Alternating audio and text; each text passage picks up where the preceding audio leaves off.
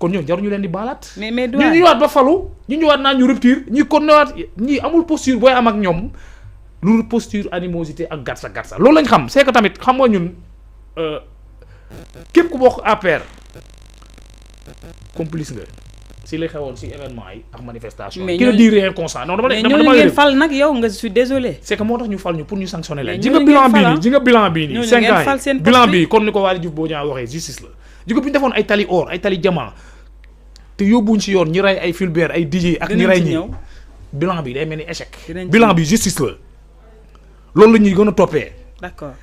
dañ ko sekkal ñoo xam ne ils sont complices ak képp ku demoon ci commentaire yi nekk apéris ñu rey benn manifestant nga bindu au suivant baax na ci ñoom toi tu es complice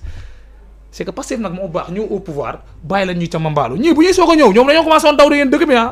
bi gars yi commencé teggi tànk quand le régime a commencé à lever le pied la ñu am fit génnaat di songu gars yi parce que c'est la deuxième fois ñu leen di baal ñu continuer amaat seen posture bi parce que du ñu changé baadoola du changé baadoola kenn ko jox njoogaan ñi mars 2021 lañ leen baal benn yoon waratuñ leen woon baalaat. d'accord mais doyen mars 2021 baal nañ leen gars yi ñëwaat indi de manière plus agressive gars yi dem ba jël pouvoir bi ñu continué waat. merci beaucoup ñëwaat naa ñu ay baal. mais doyen le fait que mu wax ni ñooñu du leen baal et tout ça mooy waa APR yi mais ñooñu lañu gis ni ñoom la ñu nommé ba tax sax am ñuy réclamer dañoo bëgg a gouverner seul parce que dañ leen a rax. donc est-ce que koo xamante ne da nga jàpp ni fii maanaam réeroo est-ce que amul. parce que da nga kii dafa jàpp ni ñooñu dañ leen a war a topp ci yoon. am ñoo xamante ne gis nañ ñu jox leen ay PCA ki direction génneewuñ leen fa mais loolu c'est paradoxal.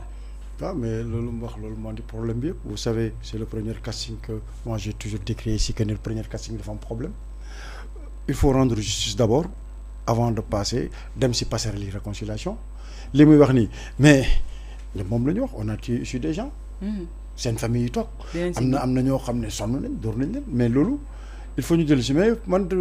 à mon niveau je dis ku si nekk dafa am pàcc boo war a def la nga war a def nga def ko respecté ko ils ont pris des engagements pragmatiques durant les élections présidentielles ñu jox leen li ñu war a jox yëpp mais ce que nous voulons mooy que l'espace public ñun bi ñu soxla ñu amaat nopp nga xam ne nous avons besoin des contributeurs d'idées nous voulons que xam nga un parti qui est au pouvoir mais ça doit être une réflexion permanente Ousmane bi mu génnee da ngay njëkk a xam lan la wax essayer de remettre encore les idéologies du parti au cœur du dispositif ça veut dire que ne am na benn instant nelaw am na moo tax ma ne la génnam bi dafa remobiliser les Pastefiens parce qu'il parlait avec ses militants de base affective loolu c'est important mais dama ne la l'espace public moom c'est un gouffre dangereux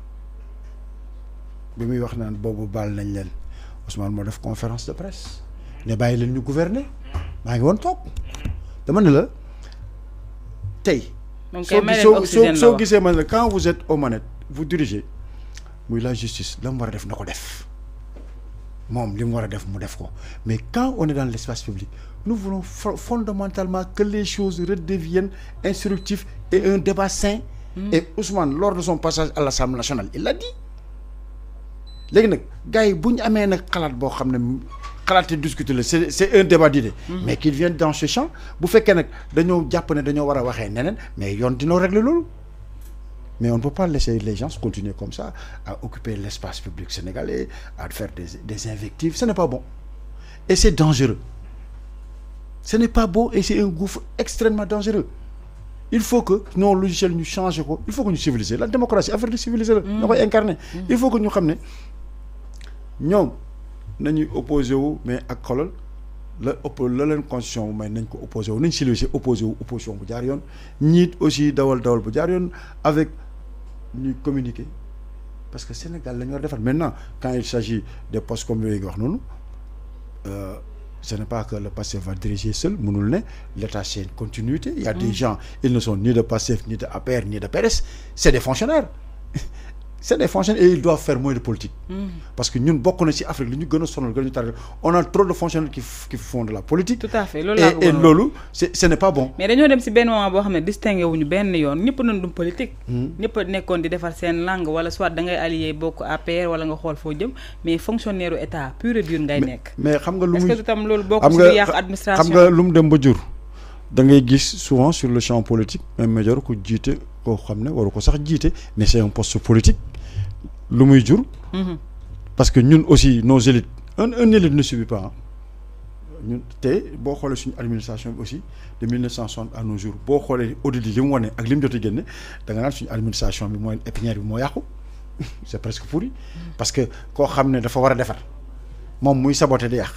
ça veut dire que ne y a problème mais li am solo pour man daal yooyu yëpp président wax na ko la refonte de l'administration tout ça nañ ci dem nañ ci gaaw mais daal nañ fexe daal ba Sénégalais fi mu nekk nii li ñu bëgg a déglu bëgg a dégg ce n'est plus des va-t-en en guerre ay xuloo ay cooki non non non li ñu bëgg mooy dugg ci tempo économique bi képp koo xam ne nag wax nga loo war ta wax président wala premier ministre mais la loi elle est là. te am na ñu ko fi def barke Demba Ndiaye arrêté wuñu leen. ah bien sûr. arrêté wuñu leen. léegi nag leneen li ci des nag ça c'est le parti qui doit fonctionner les alliés qui sont là doivent fonctionner et vous devez faire aussi les plateaux tous azimuts vous allez dans les plateaux vous allez défendre le projet qui est là et que les Sénégalais comprennent. mais malheureusement dafa am plateau yu ñu leen tere nag. te loolu moom dafa doy waar. dafa am ay plateau yu ñu leen tere.